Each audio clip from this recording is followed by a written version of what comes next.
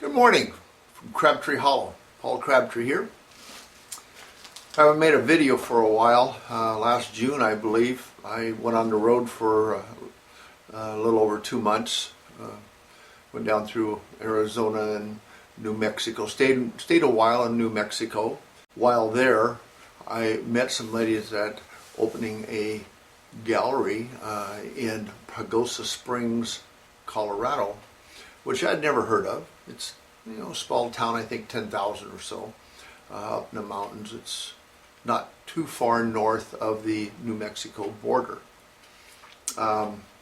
It's a destination in the summertime, to go to the Pagosa Springs, which oozes out of the ground there, and there's pools there to go in, and which is kind of cool in itself, but it also they empty right into the San Juan River, which is a really small river, and people can go down in inner tubes and things like that, and it's fairly safe, I would think. In fact, it's really safe.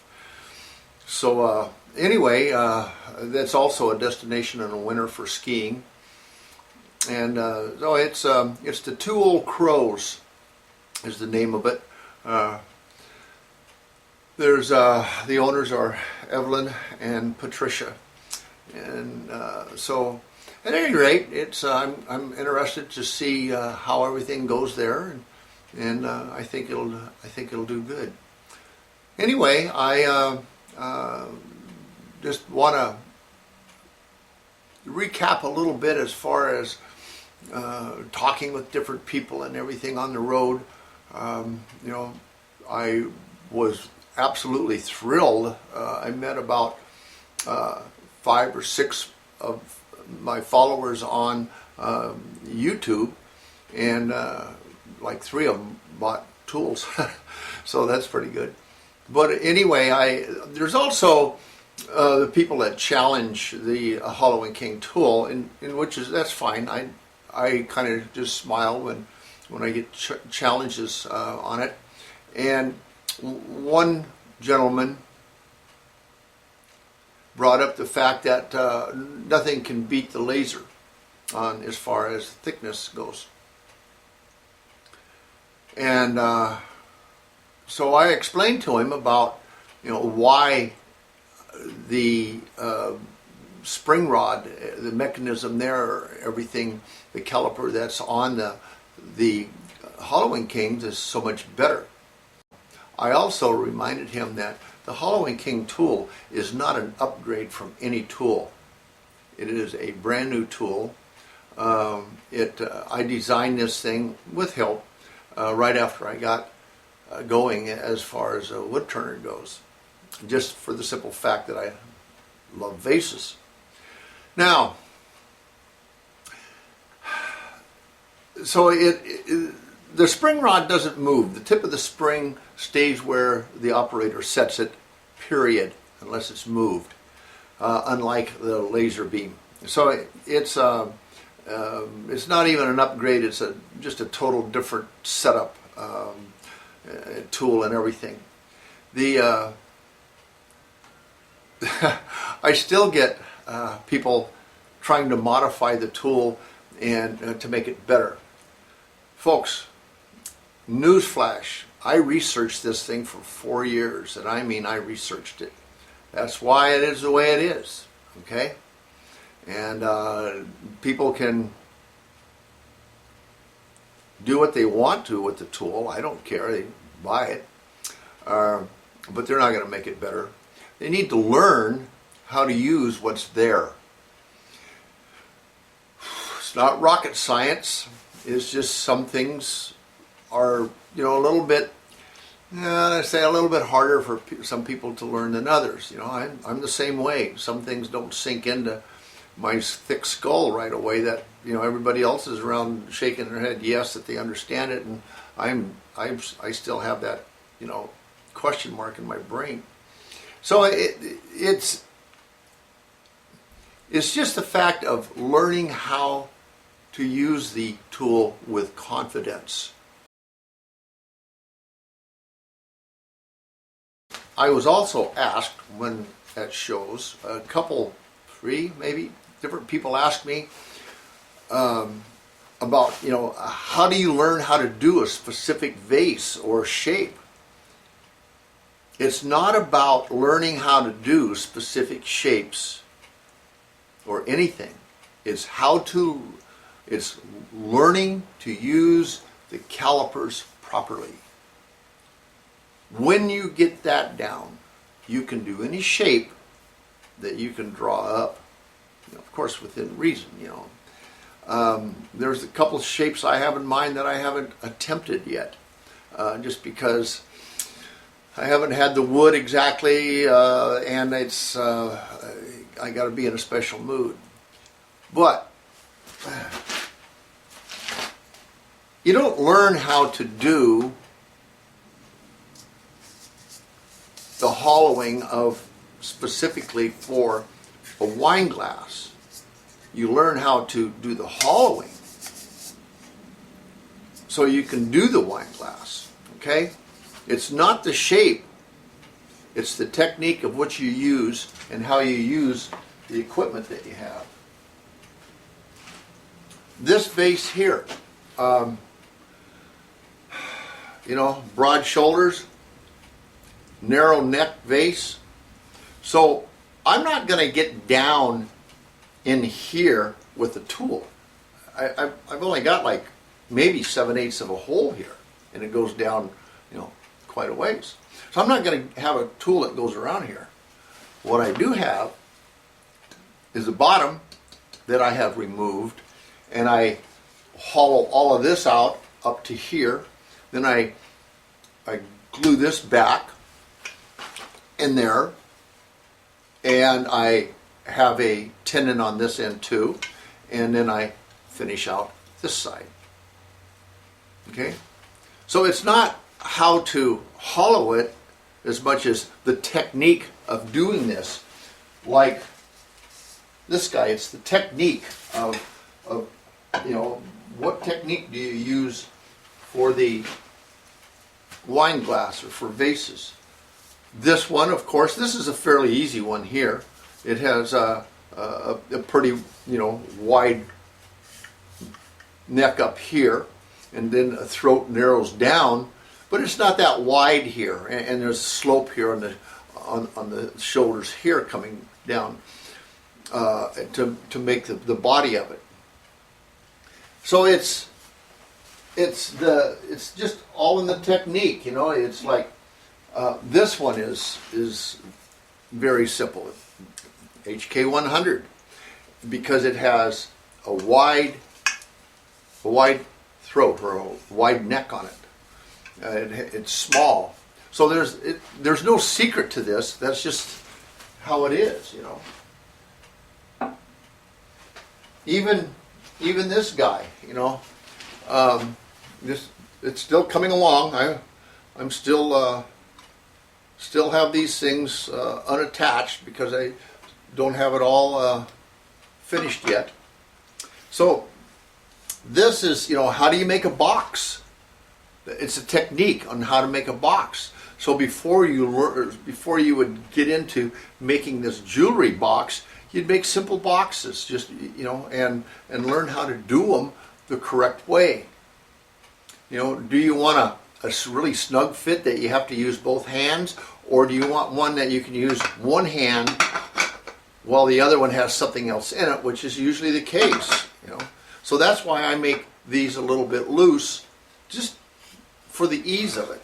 And I don't think it takes away from anything. It just makes them easier to use. So it's all about, technique, what technique on making natural edge bowls. I like, the natural edge bowl has, of course, sides aren't the same. But I like the thickness of the wall here on all four sides to be the same. With a little bit of practice, you get that technique, okay? You learn how to do that. So it's so on and so forth. It's like I say, there's no rocket science to this. It's just learning how to use the Halloween King tools with confidence. That's the biggest thing that I try to get through to people, is you have to have confidence in the tool in order for you to get it to work right. It's like everything else. You go out shooting a rifle. You got to have confidence that your scope is in. You got to have confidence that the distance is there. You got to have that kind of confidence. It's like the same thing with archery. You got to have the confidence that you're, if you're using like a compound bow, which I did, then have I tuned it in for the altitude I'm at? I had to have that confidence before, I went out hunting. I had to have it tuned in. I had to have confidence in my equipment. It's the same thing. It's like riding a bicycle. You got to have confidence that you can do what you're going to do. I am not going to BMX it through a mountain trail because I don't have the confidence that I can keep that bicycle on the trail and right side up. I don't have it, so I'm not going to do that. So, but everything that a person does, they have to have confidence in what they're doing, and it comes from within. You got to have confidence in yourself in order to accomplish that. So don't worry about what the vases look like. No vase is going to be out of your range if you have confidence in the tool that you're working with. So that's why I have the videos I do. I have, from my first one to my last one on instruction. They all say the same thing. They all teach the same thing about the Halloween King tools. Sometimes you can use one tool on a certain vase. Other times you might use two, maybe even three. I've used three before. One size does not fit all. More and more and more. I have people owning all of them, and it's all the same statement. I'm not buying it because that one doesn't work. I'm buying it because it works well, but I know I can do more with another tool. So before I even got into the selling these things and everything, I had to get a setup in my shop,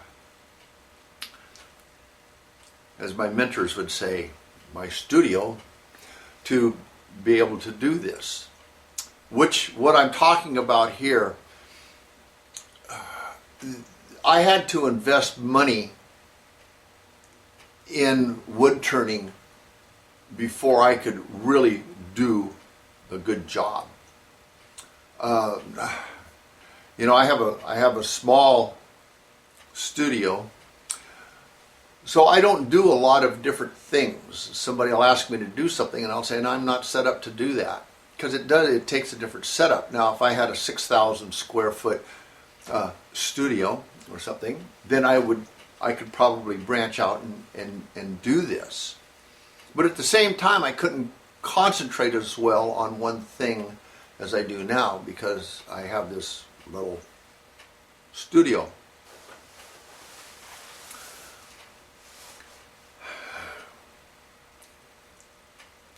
I guess that's what I wanted to talk about in this video, is just having the confidence in the Halloween King tools. They have been researched many times over. I'm getting more and more around the world. Thank you folks from all the different countries. I just sent 3 tools out to a gentleman in Denmark. And so it's pretty cool.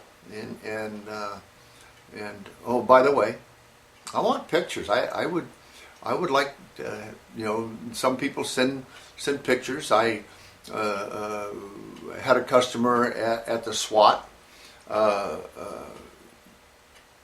symposium in August, and a gentleman bought tools for me, and he already sent pictures. He was a doctor. Can't divulge his name. Anyway, I appreciate that. I think it's very cool. And by the way, people, they turn out a lot better stuff than they ever have before when they use the Halloween King tools with less work. Don't feel guilty. It's just part of it. Okay, be happy that you can have a tool that will save you time and frustration and all that. I had a great trip, 2 months plus on the road with just the RV and me, and shows that I went to. People in this great country of ours they're just really fantastic. It's travel around and meet different people. I stayed at this Roadrunner RV park in New Mexico, and actually it's in Taos, just north of Santa Fe. The RV manager there was a full-blooded Comanche Indian, and he gave me great Indian wisdom. One was, life is like a roll of toilet paper. The closer you get to the end, the faster it goes. But one, and he's a gentleman not too far behind me in age, in his later 60s, and this one everybody should listen to because it's really the truth. And that is, you get to a certain age and you just can't trust a fart. So, anyway, this is Paul Crabtree, Crabtree Hollow. Happy Halloween and stay with the grain. Oh, please subscribe and please click the like button. Thank you very much. Have a great day. Bye now.